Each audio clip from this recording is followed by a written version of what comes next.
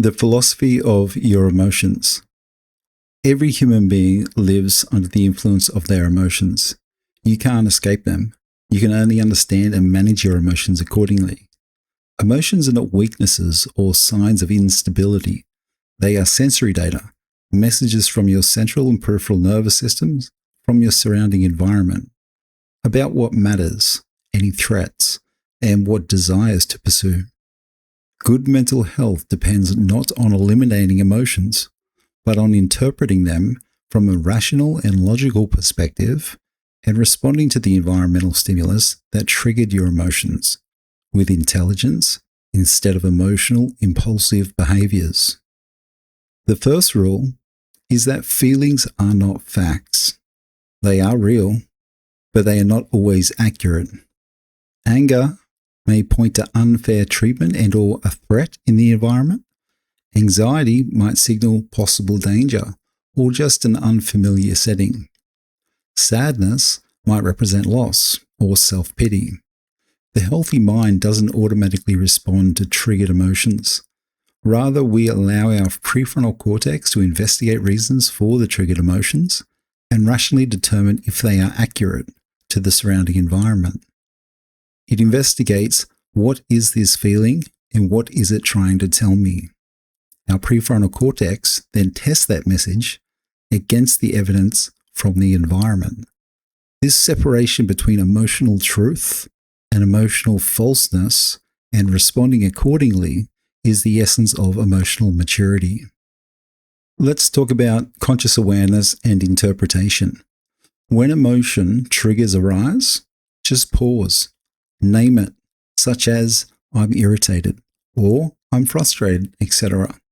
Labeling the emotion reduces its intensity, a fact proven by neuroimaging and centuries of observation that naming the emotion results with the stimulated cluster of neurons decreasing as a conscious awareness focuses on the produced emotion and associated thoughts.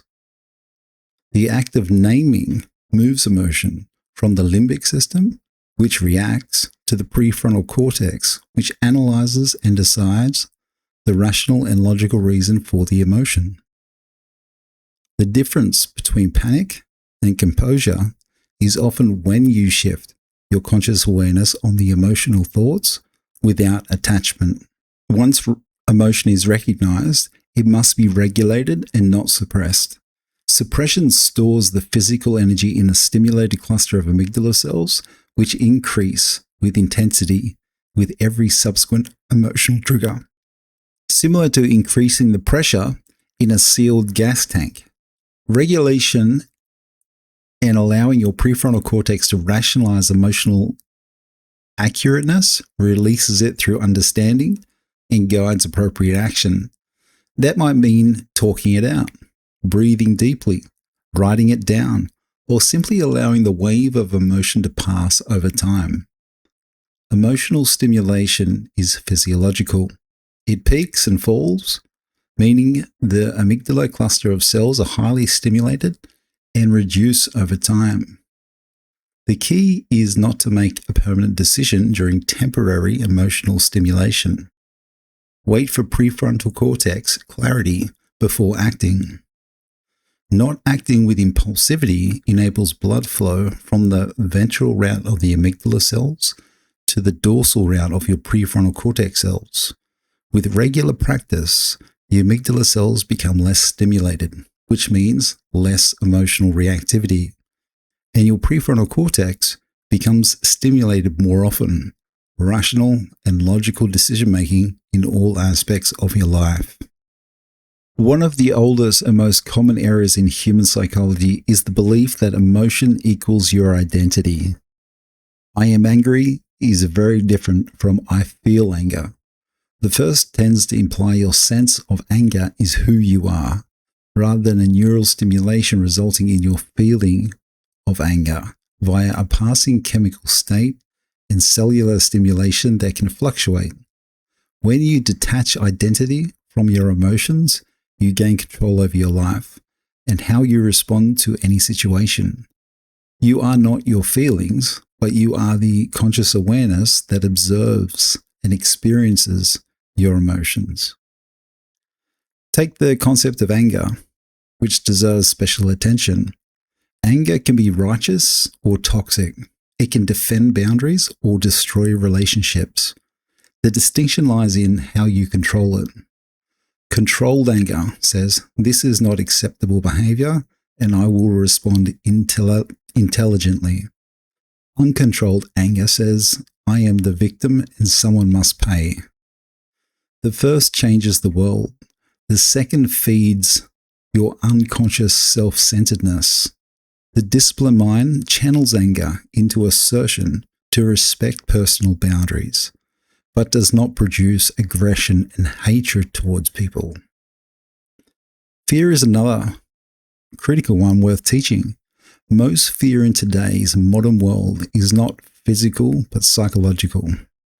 People fear loss, rejection, failure, or insignificance. The brain treats them as threats to survival, when in reality, these fears are conjured up in people's fictional stories that they tell themselves.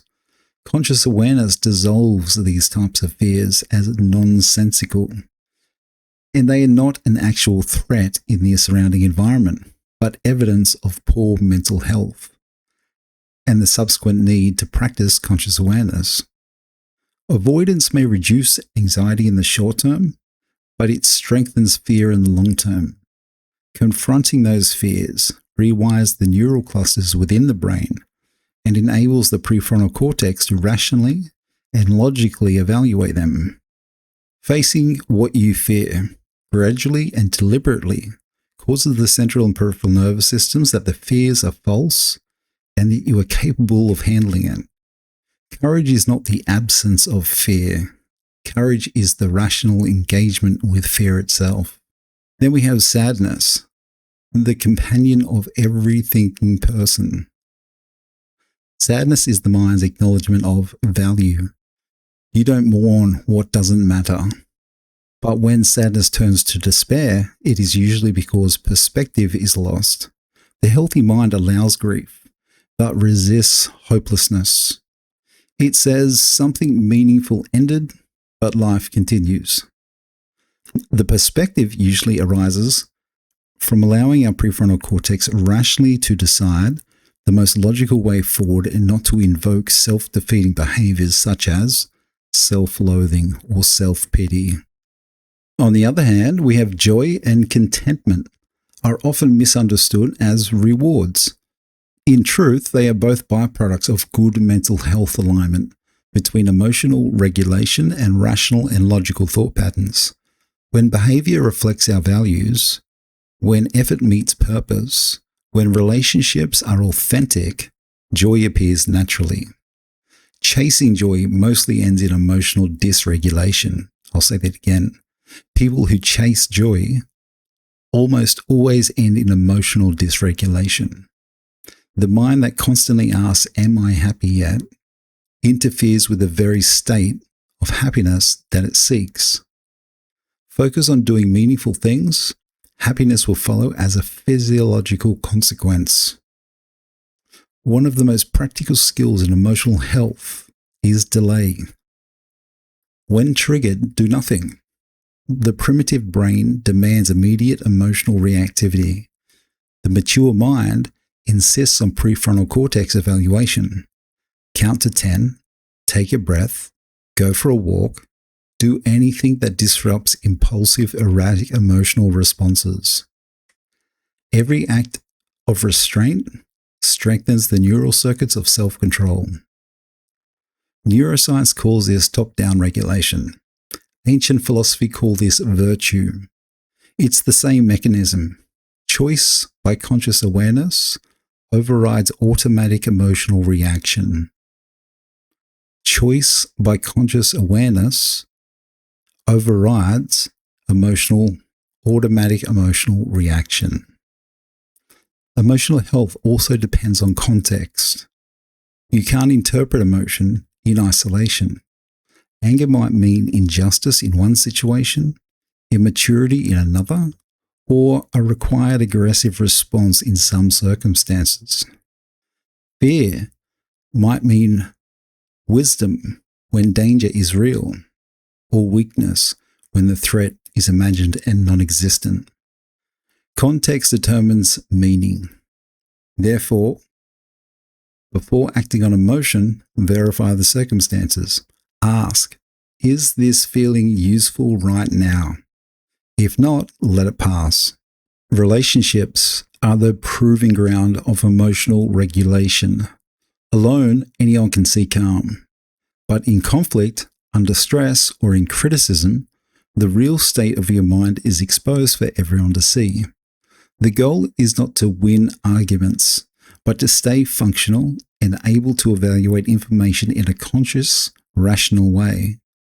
Listen before reacting. Clarify before accusing. When wrong, admit quickly.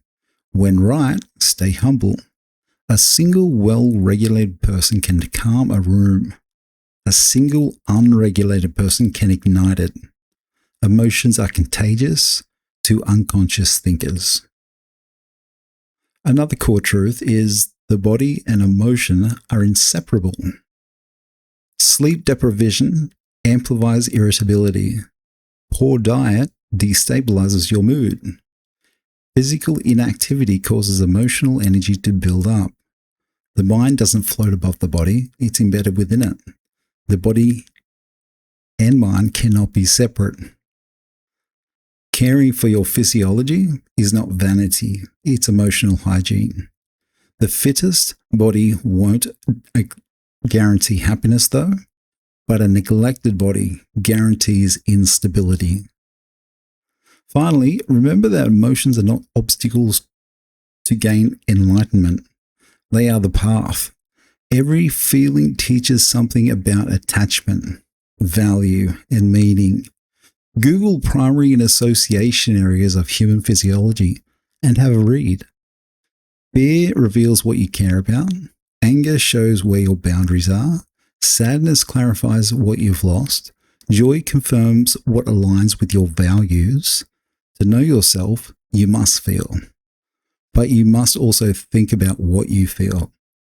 That's how emotion becomes wisdom, when you can balance these thought processes. Thanks for listening, and remember, subscribe to keep the channel alive, and we'll see you on the next one.